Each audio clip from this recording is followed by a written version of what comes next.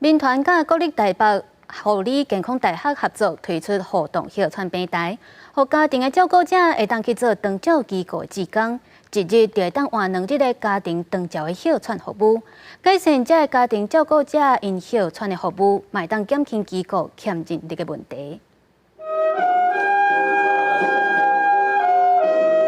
52岁的周先生又在本萨克斯风，伊爱上班，搁爱照顾妈妈，压力是真大。周先生77岁的老母有失智症，需要人照顾。去年开始，伊参加互助血栓平台，伊做志工的时数换血栓服务。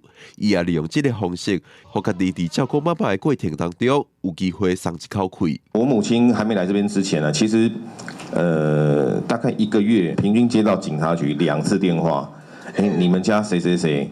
好，在我们这边，周六周日啊，以前是每天被绑住在家里。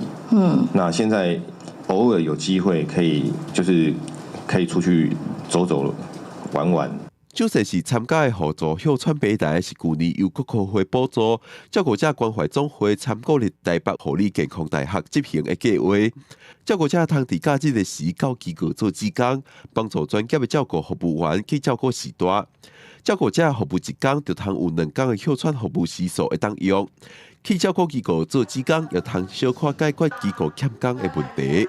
每一次有一个专业的照顾服务员，他是负责身体照顾，他是负责带活动的部分。那家庭照顾者如果来轮班，从早上的9点到下午的5点，他其实搭配就是安全看视，在旁边帮忙辅助的角色。用手机写比照顾者的需求，就通注文血栓服务，阁会当透过通讯软体知影详细内容，增加方便性。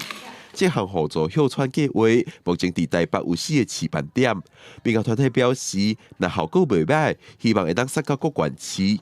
今年的目标是增加到15个据点，互各地长照家庭拢有血栓的机会。记者林玉凯台北报道。